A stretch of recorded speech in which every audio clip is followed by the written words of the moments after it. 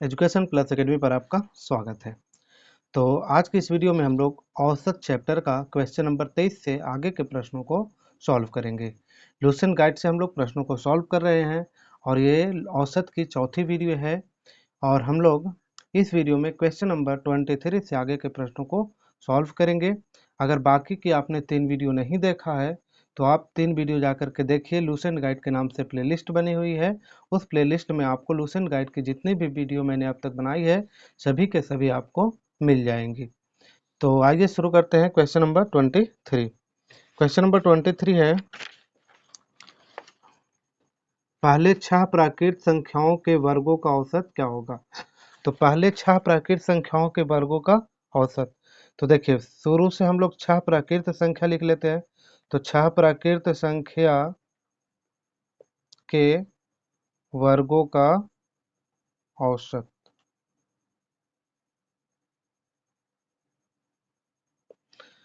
6 प्राकृत संख्याओं के वर्गों का औसत। तो 6 प्राकृत संख्या है, मतलब इन की जगह पर हम लोग कितना रखेंगे, 6 रखेंगे। तो इसका फॉर्मूला हमारा क्या होता है, n+1 और इंटू 2n+1 और बटा में होता है कितना, 6। n+1 2n+1 बटा में 6। ये प्राकृत संख्याओं के वर्गों का औसत का फॉर्मूला है। अब हम लोग 6 प्राकृत संख्याओं को जोड़ना है, यानी कि तो n की जगह पर रखेंगे 6 प्लस 1, यहाँ हो जाएगा 2 गुने 6 प्लस 1 और बटा में नीचे क्या आ जाएगा, 6। 6 और 1 कितना हो जाएगा, 7। 6 दूनी 12, ये 12 हो जाएगा और एक 13 बटा कितना आ जाएगा, 6। तो 63 कितना हो गया, 91। 91 बटा 6। अब इसे हम लोग 6 से क्या करेंगे, भाग देंगे। तो ये आएगा कितना, 6 इकाई 6, 3 1 6 इकाई 6 15, यानी 15.1 बटा 6 इसका क्या आएगा, आंसर आएगा। देखिए क्वेश्चन नंबर 24। क्वेश्चन नंबर 24 है, प्रथम 31 प्राकृत संख्याओं के वर्गों का औसत निकालना है। तो प्रथम 31 फॉर्मूला सेम रहेगा, प्रथम 31 यानी कि n की जगह पर हम लोग कितना रखेंगे, 31 रखेंगे। और इसको निकालने के लिए हम लोग क्या करेंगे, यही फॉर्मूला लगाना है। क्या, औसत बराबर हमारा क्या हो जाएगा, n+1, प्राकृत संख्याओं के वर्गों का औसत का फॉर्मूला यही है, 2n+1 और बटा में कितना, 6। n की जगह पर हम लोग कितना रखेंगे, 31 रखेंगे। 31 प्लस 1 हो जाएगा और इधर से 2 गुने 31 और प्लस 1 और बटा में कितना आ जाएगा, 6।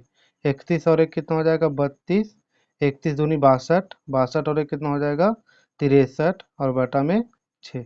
3 से इसको काटेंगे तो 21 बार में, 3 से काटेंगे तो 2 बार में, 2 से इसे काटेंगे तो 8 बार में, यानी 21 गुने कितना, 8। तो 21 साठी कितना होता है, 168। इसका क्या आ जाएगा, उत्तर आ जाएगा। आइए देखते हैं क्वेश्चन नंबर 25। क्वेश्चन नंबर 25 है, 4 लगातार सम संख्याओं का औसत क्या होगा। तो 4 लगातार सम संख्याओं का औसत, तो लगातार सम संख्याओं का औसत क्या होता है,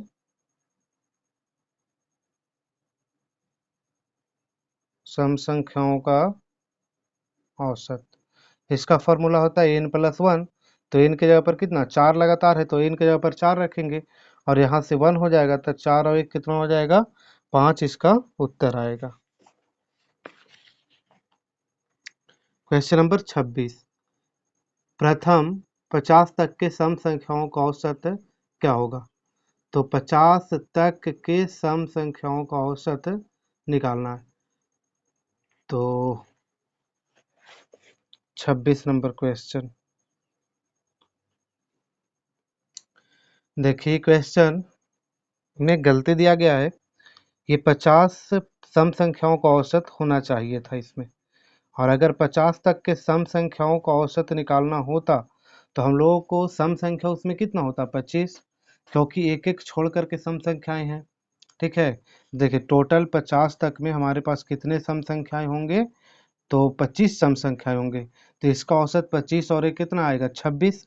लेकिन यहाँ हम लोगों को ऐसा ऑप्शन में नहीं दिया है तो 50 सम संख्याओं का औसत न तक नहीं होगा बल्कि 50 सम संख्याओं का औसत होगा, तो n+1 होगा, यानी कि 50+1 बराबर क्या हो जाएगा 51। 50+1 बराबर क्या हो जाएगा 51, इसका यही उत्तर आएगा। क्वेश्चन नंबर ये था 26। क्वेश्चन नंबर देखिए 27। पहली चार विषम संख्याओं का औसत क्या है? तो विषम संख्याओं का औसत क्या होता है? तो लगातार जितना विषम संख्या का पूछेगा उतना ही उसका क्या हो जाएगा उत्तर आ जाएगा। यानी कि विषम संख्या का औसत होता है n। विषम संख्या का औसत क्या होता है n होता है। तो 4 पूछ रहा है ना, तो 4 का इसका उत्तर कितना आ जाएगा 4 ही आ जाएगा। आइए देखते हैं क्वेश्चन नंबर 28।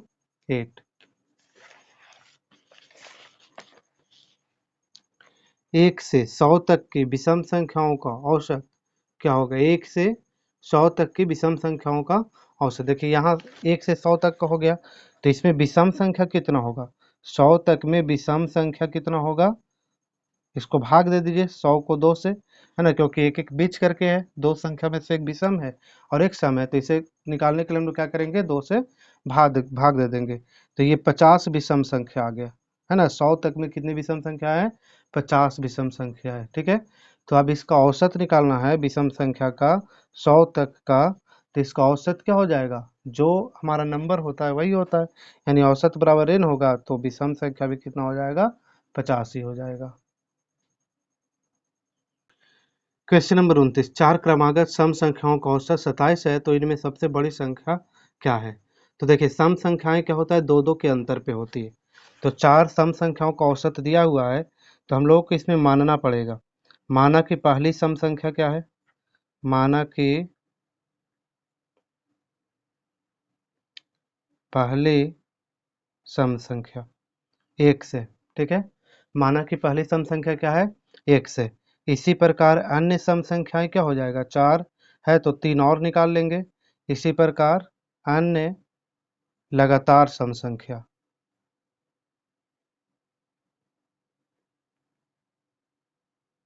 अन्य लगातार सम संख्या क्या हो जाएगा? तो ये एक्स हो गया, तो इसमें दो जोड़ेंगे, यानी कि x+2 हो जाएगा। फिर इसमें दो जोड़ेंगे तो x+4 हो जाएगा। फिर इसमें दो जोड़ेंगे तो x प्लस कितना हो जाएगा 6। यानी कि अगर हम लोग को सम संख्या निकालना रहेगा, तो हम लोग पहला सम संख्या तो x मान लिए। सम संख्या दो दो के अंतर पे होता है, जैसे 4 है तो 4 के बाद क्या होता है 6, तो 4 में कितना जोड़ा गया 2। 6 के बाद कितना सम संख्या होता है 8, तो इसमें कितना जोड़ा गया 2, है ना। तो हम लोग दो दो जोड़ करके इसको निकाल लेंगे। अब यहाँ से इसका औसत दिया हुआ है ना। औसत दिया हुआ है, औसत कितना दिया है देखिए, औसत दिया है 27। औसत कितना है 27। अब इधर से हम लोग इसका औसत निकाल लेते हैं इन चारों का, यानी कि इसका औसत हो जाएगा x, ऐड करेंगे फिर x+2, ऐड करेंगे x+4, ऐड करेंगे x+6, और भाग देंगे कितना से? चार संख्याएं है ना, तो चार संख्याएं हैं तो कितना से भाग देंगे 4 से। और ये इधर कितना है 27 है, तो इधर 27 रहेगा। यानी कि इधर से भी हम लोग औसत निकाल लिए और इधर से बुक में औसत दिया हुआ है, तो दोनों औसत तो बराबर ही ना होगा, दोनों अलग अलग नहीं होंगे। अब यहाँ से इसको हम लोग सॉल्व कर देंगे। x 2x 3x और ये x कितना हो जाएगा 4x प्लस 6 4 10, 10 और 2 कितना हो जाएगा 12। तो 4x+12 और बटा में कितना 4 बराबर हो जाएगा इधर से 27, और बटा में हम लोग 1 भी कर सकते हैं इसका, है ना। अब यहाँ से क्रॉस मल्टीप्लाई करेंगे, तो यहाँ से ये 4x प्लस कितना 12 हो जाएगा, और सच चौक कितना हो जाएगा 28, और 4 दूनी 8, 8 और 2 कितना हो जाएगा 10, यानी कि 108। तो 4x बराबर क्या हो जाएगा 108 माइनस 12। 108 माइनस कितना 12। तो यहाँ से x की वैल्यू कितना, इसको हम लोग हटा लेंगे पहले, तो ये आ जाएगा 96, और ये 4 गुना में है तो ये बटा में आ जाएगा, यानी x का वैल्यू कितना आ जाएगा 24। x का वैल्यू कितना आ जाएगा 24। ये था क्वेश्चन नंबर 29। आइए देखते हैं क्वेश्चन नंबर 30 को इधर ही सॉल्व कर लेते हैं।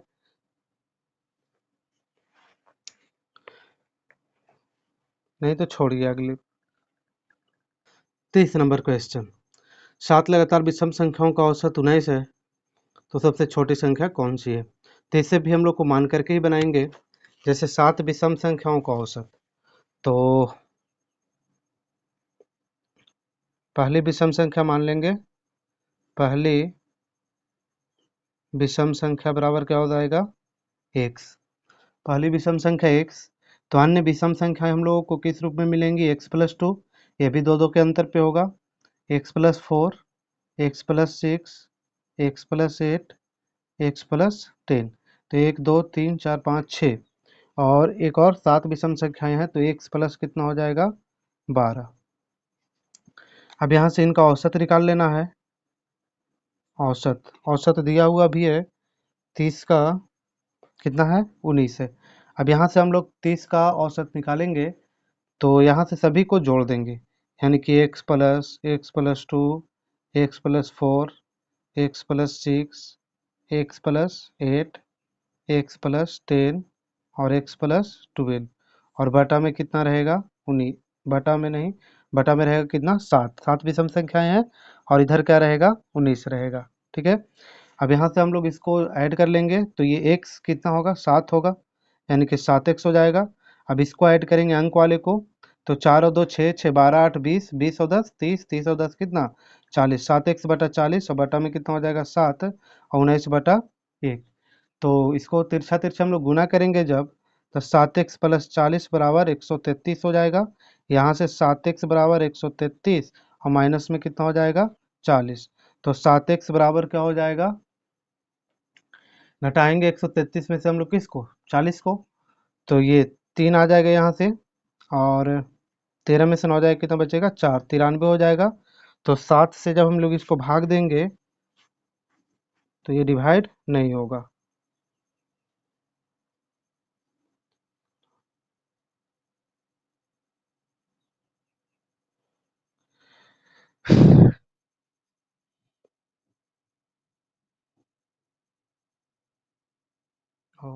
x प्लस कितना होगा यहाँ?